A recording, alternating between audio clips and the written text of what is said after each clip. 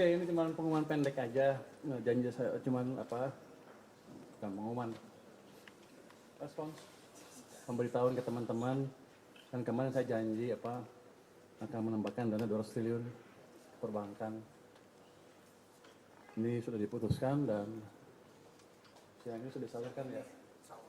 Oh, insya Allah. Jalan kan ya? Jalan pasti. Ini kita kirim ke 5 bank. Mandiri, BRI, BTN, BNI, BSI. Gimana boleh sebutkan ya?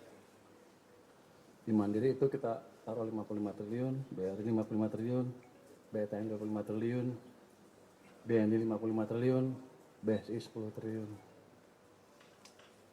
Itu jadi dananya akan kita kirim. Sudah saya setuju tadi pagi, bentar lagi dikirim sama dia. Kamu jangan rapat di atas ya, langsung balik lagi kamu kita langsung kirim.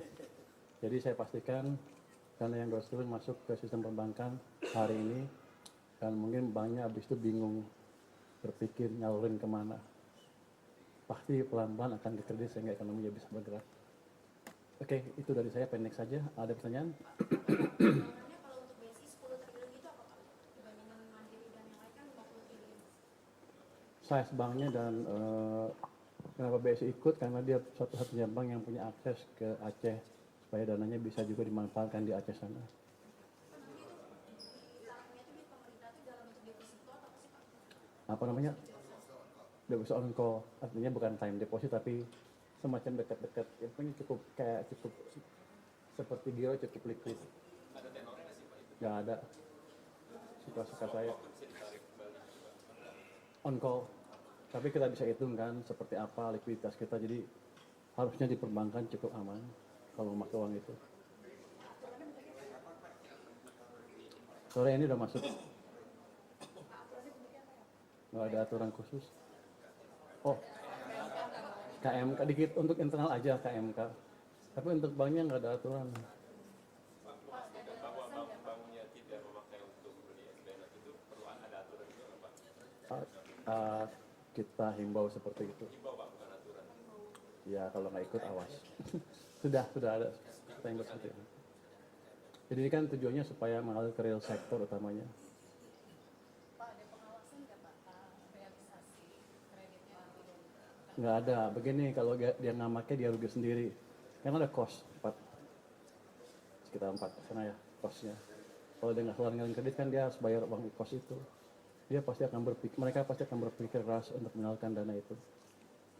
Pak, kalau saya lihat di LKPP kan saldo pemerintah di 2024 453 triliun Pak. Nah sebelumnya kan sudah dipakai sisa 16 triliun udah dipakai untuk defisit tahun ini sebesar 58 triliun Pak. Berarti sisanya jika dikurangkan dengan 200 triliun itu sisanya tinggal 165 triliun Pak. Saya itu saya kayak Ada lebih dari itu karena selain itu kan ada juga anggaran yang belum dipakai tahun ini. Jadi angkanya bergerak terus. tapi ada besaran nggak Pak sisa setelah dipakai 200 triliun sisa berapa di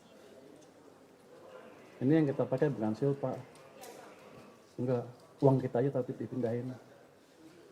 Jadi betul-betul variasi tergantung pendapatan pajak kita. Tapi saya yakin begini, begitu ekonomi jalan, pajak juga akan masuk lebih besar. Jadi saya nggak takut terhadap kondisi likuiditas pemerintah misalnya. Pak, karena bentuknya deposito on call, jadi dana ini bisa, maksudnya kan karena berkurang misalnya itu ke dana emergency. Jadi Enggak.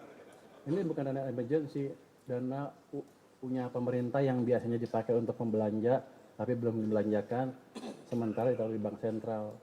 Jadi perbankan nggak bisa memiliki akses ke dana itu.